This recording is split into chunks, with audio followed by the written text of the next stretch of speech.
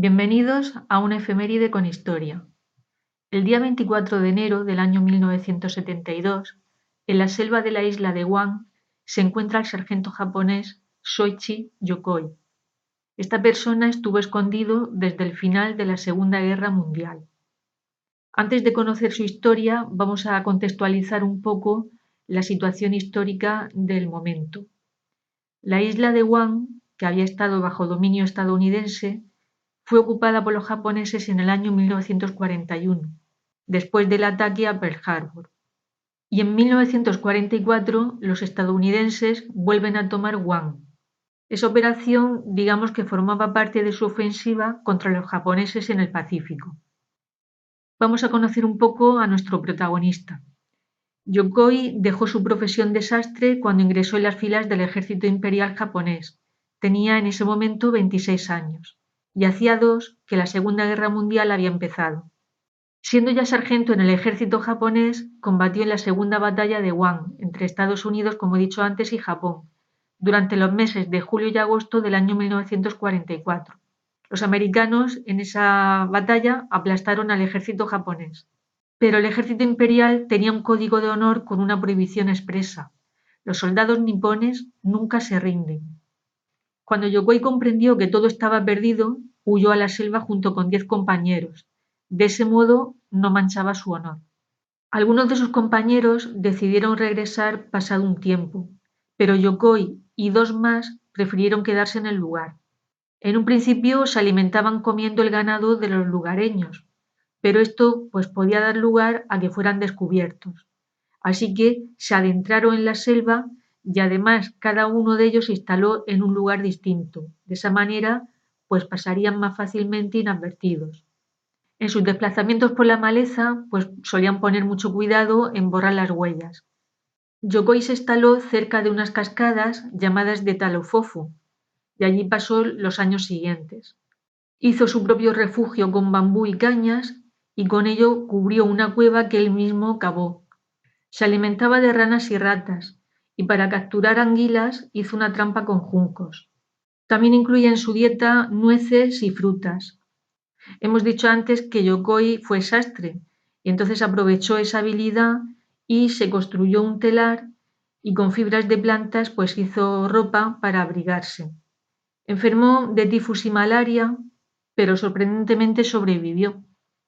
Yokoi se encontraba aislado del mundo, pues solamente mantenía contacto esporádico con sus otros 2 compañeros, pero a partir del año 1964, hasta el año en que fue encontrado, su soledad fue absoluta, porque sus compañeros murieron durante una inundación que tuvo lugar en 1964.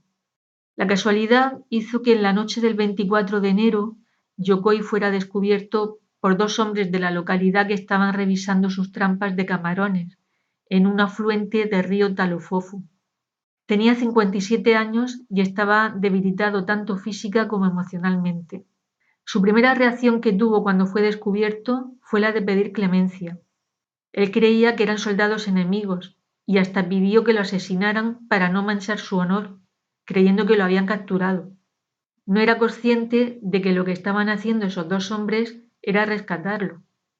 Intentaron convencerle mostrándole folletos y periódicos que detallaban el final del conflicto 20 años antes. Sin embargo, Yokoi vio esos informes como una propaganda estadounidense y continuó resistiéndose a rendirse. Regresó a Tokio en febrero del año 1972 y allí fue recibido como un héroe por 5.000 personas. Fijaos hasta dónde llegaba su compromiso con su país, que llegó a decir que tenía remordimientos por no haber ganado la guerra y no poder servir al emperador Hirohito de mejor manera. Os podéis imaginar lo que vino después. Fue entrevistado en radio y televisión, daba charlas en universidades y escuelas de todo el país. Bueno, ¿y qué hizo el resto de su vida? Hemos dicho que fue encontrado en enero de 1972.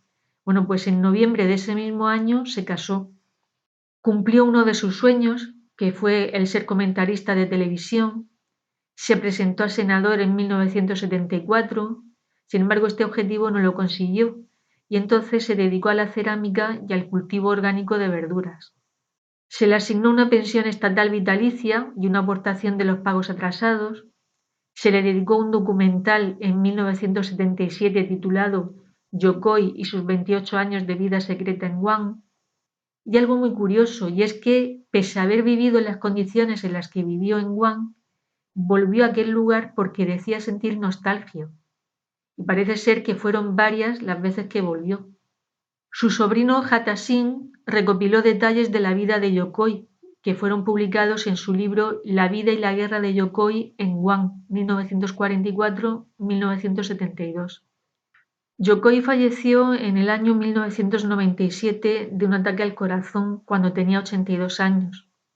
Realmente fue una persona muy querida y eso se demostró cuando, con motivo de su muerte, una multitud de personas se reunieron en su casa para darle un homenaje.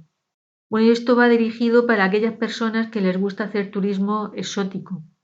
Y es que existe un museo en Guam donde se encuentran algunas de sus pertenencias de cuando estuvo en la isla, entre ellas las trampas para anguilas.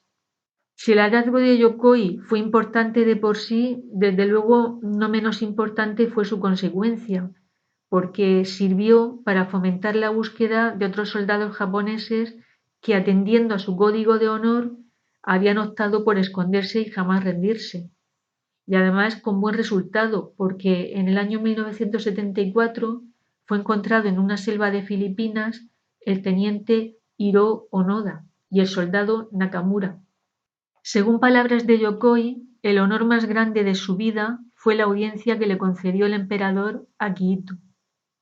En España, yo recuerdo que también tuvimos un caso parecido a este, que fue el de Manuel Cortés Quero, que era el alcalde republicano de Mijas. Y este alcalde vivió una situación similar cuando estalló la guerra civil. En ese momento abandona el pueblo y no regresa hasta noviembre del año 1939. Esta persona estuvo encerrado en su domicilio durante 30 años y allí estuvo hasta que el 28 de marzo del año 1969 escuchó en la radio la noticia de que el gobierno había decretado la prescripción de los delitos cometidos hasta el 1 de abril de 1939. Si vais por Mijas, podéis ver en la Casa Museo de Mijas una recreación de la que fue su casa y escondite durante esos 30 años. No sé si habéis visto la película La trinchera infinita del año 2019. Esta película está inspirada precisamente en la vida de Manuel Cortés. Y bien, pues con esto terminamos la efeméride de hoy. Si os ha gustado, podéis darle al me gusta y suscribiros a mi canal, Una efeméride con historia. Hasta el próximo día.